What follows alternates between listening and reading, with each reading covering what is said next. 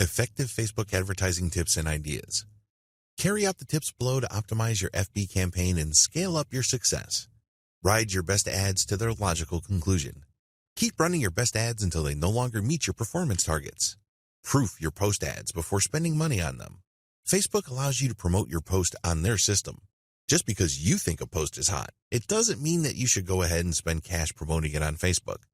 Do yourself a big favor and post it on your timeline and see how many shares, comments, reactions, and other engagements you get. If it looks like a winner because it's so well received, then you should spend money on it. This way you proof your ad post ahead of time. You're not coming out of right field. You're not conducting some sort of wild experiment. You may need to build up your page first to pull this off successfully. Make sure you have a budget buffer.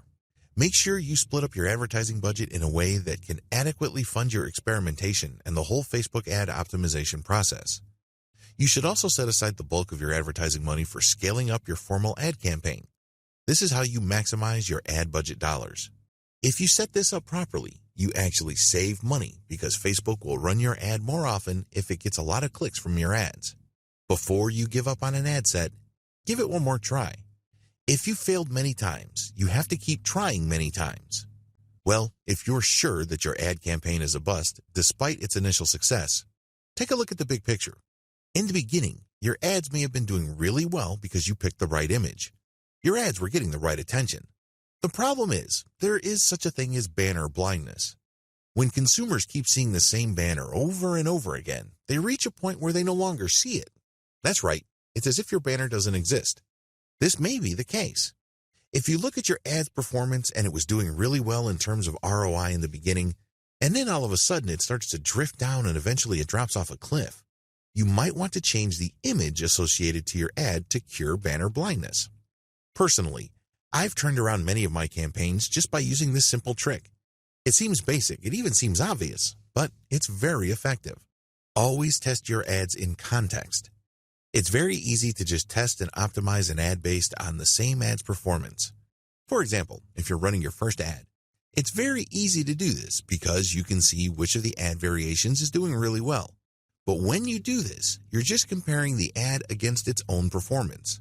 This works the first few times, but if you've been running ad campaigns on Facebook for an extended period of time, or you've spent quite a bit of money on your ads, compare them against each other. Don't compare an ad set against itself. You may get the wrong impression.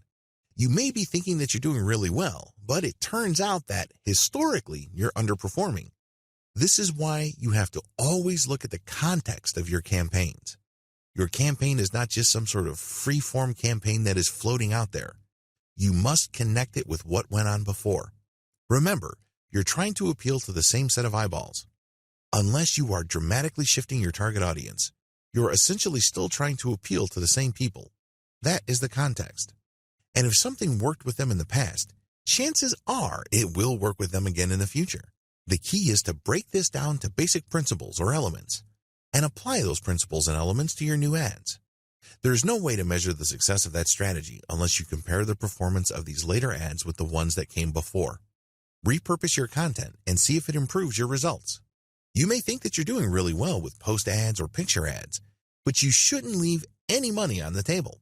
What I mean by this is that if there is a format that converts better, there's really no reason why you shouldn't take a chance at presenting those type of ads. If your post ads are doing really well, why not turn them into a video? Create a video and run a video ad campaign. You may be in for quite a bit of a shock. It may well turn out that your otherwise stellar performance using text ads will suddenly go through the roof if presented in video form. Of course, you shouldn't adopt a one-time big-time mindset when repurposing or presenting content in a different format. Don't think that just because you converted your most popular and most effective ad content into a video and it failed, then that is the end of the story. No, you might just have created a wrong video. Maybe you just picked the wrong snippet. The key here is to use the optimization process that I have taught you in other parts of this training and apply them to your ads, regardless of its format. You optimize a video ad the same way you optimize an image ad. Keep tweaking it until you get the outcome you're looking for. Remember, it's all about conversions.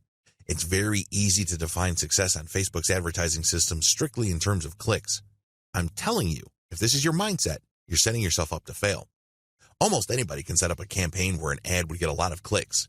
But last time I checked, clicks don't put money in your bank account. Focus on the bottom line instead. Focus on sales or behaviors closely related to sales like lead generation, mailing list recruitment,